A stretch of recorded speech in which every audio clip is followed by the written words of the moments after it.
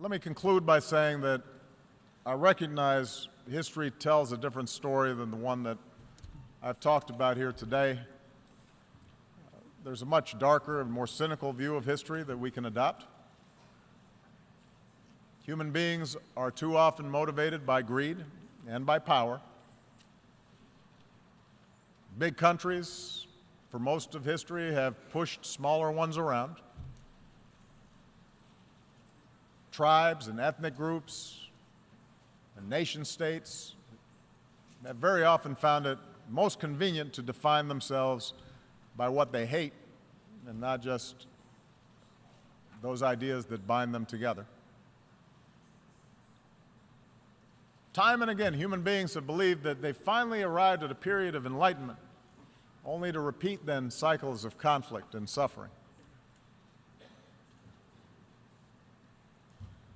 Perhaps that's our fate.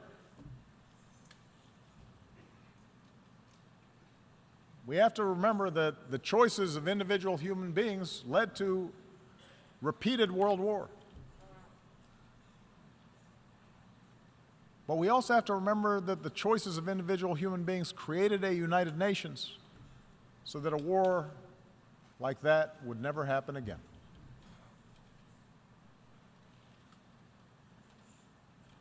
Each of us, as leaders, each nation, can choose to reject those who appeal to our worst impulses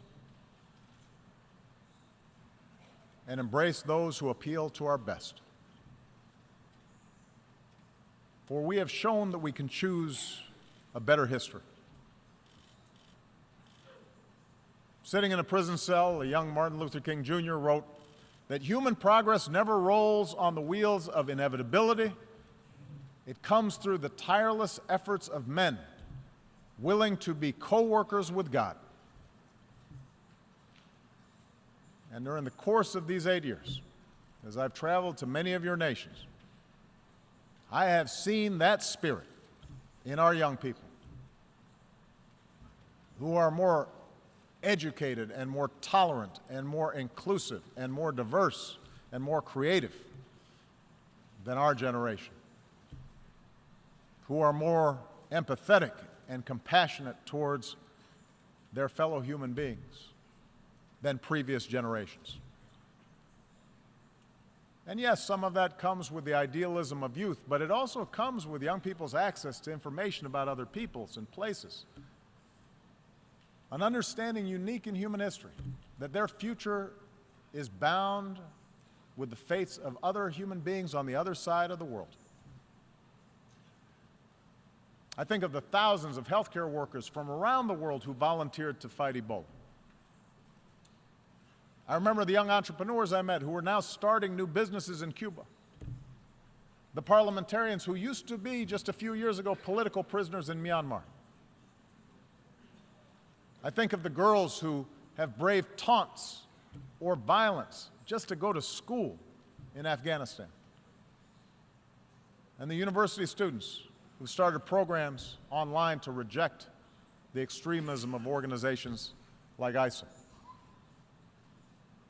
I draw strength from the young Americans, entrepreneurs, activists, soldiers, new citizens who are remaking our nation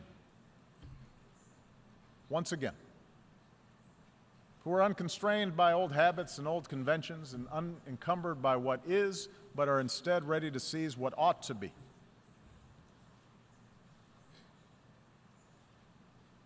My own family is made up of the flesh and blood and traditions and cultures and faiths from a lot of different parts of the world. Just as America has been built by immigrants from every shore. And in my own life, in this country, and as president, I have learned that our identities do not have to be defined by putting someone else down, but can be enhanced by lifting somebody else up. That they don't have to be defined in opposition to others, but rather by a belief in liberty and equality and justice and fairness And the embrace of these principles as universal doesn't weaken my particular pride, my particular love for America. It strengthens it. My belief that these ideals apply everywhere doesn't lessen my commitment to help those who look like me or pray as I do or pledge allegiance to my flag. But my faith in those principles does force me to expand my moral imagination and to recognize that I can best serve my own people. I can best look after my own daughters by making sure that my actions seek what is right for all people and all children and your daughters and your sons. This is what I believe, that all of us can be co-workers with God. And our leadership and our governments and this United Nations should reflect this irreducible truth. Thank you very much.